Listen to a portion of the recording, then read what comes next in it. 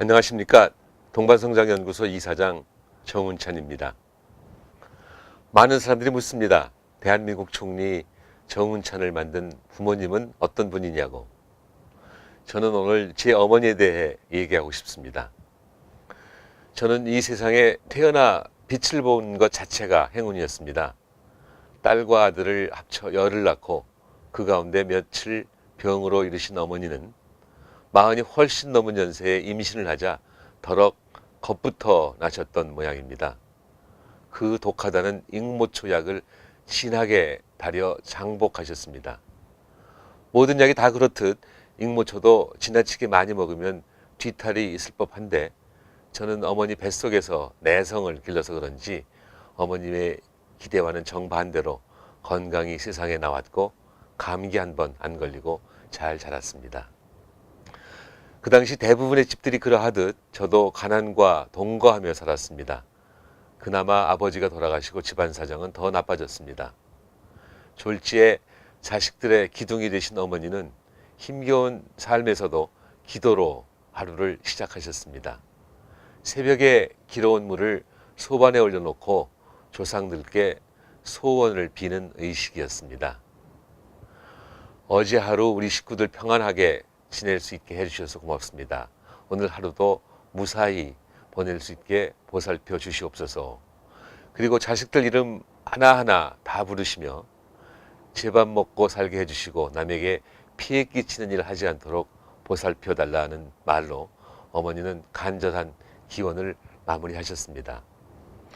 잠결에 어머니의 기도를 들으면서 나도 모르게 입가에 미소가 번지곤 했습니다.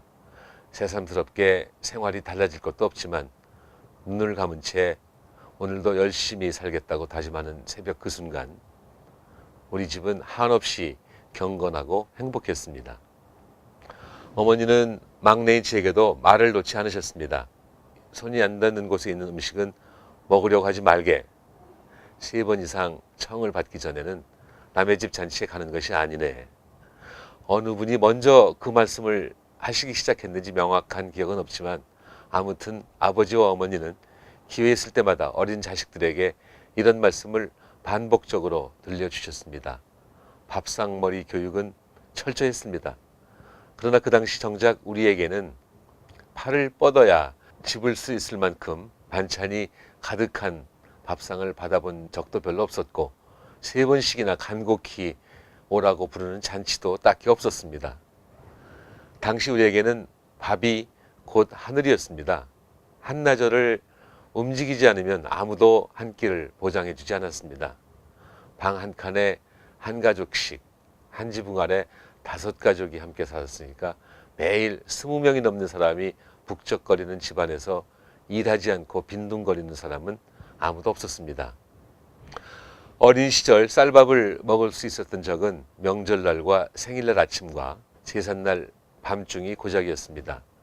제삿밥은 똑같은 분량으로 나누어져 골고루 한 집안 5가족에게 배분되었습니다. 간혹 색다른 음식이 있으면 다른 집에서도 똑같이 그렇게 했습니다. 밥은 그래서 아무도 독차지할 수 없는 누구에게나 공평한 하늘이었습니다. 그때를 빼고는 미국에서 원조 물자로 준 옥수수 가루를 넣고 멀겋게 끓인 죽 또는 밀가루로 만든 수제비와 국수 같은 것이 밥상에 오르는 음식의 전부였습니다.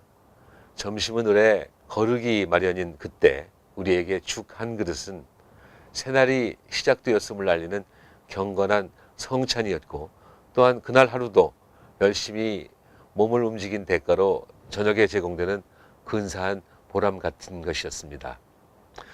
남의 집 귀한 자식을 가르치는 것을 업으로 삼은 지 수십 년이 지났는데도 학교라고는 근처에도 가보지 못한 내 어머니만큼 훌륭한 교사가 못된 것 같아 아침이면 늘 나는 교단에 서는 것이 망설여지곤 했던 기억이 있습니다. 어머니의 기도와 가르침 그리고 주변 선생님들의 도우심으로 저에게는 어느덧 박사학위와 어머니가 그토록 바라시던 대학 교수라는 타이틀이 주어졌지만 그때는 제 곁에 반드시 있어야 할 분 어머니가 안 계셨습니다. 그 후 병석에서 쓰신 어머니의 편지를 받게 되었는데 가마를 타게 되면 가마꾼의 어깨를 먼저 생각하게 한지에 적힌 글씨는 어머니 얼굴처럼 여전히 단아했습니다. 그 글이 어머니의 마지막 메시지, 마치 백조의 울음과도 같았습니다. 제게 동반성장은 어머니의 가르침입니다. 감사합니다.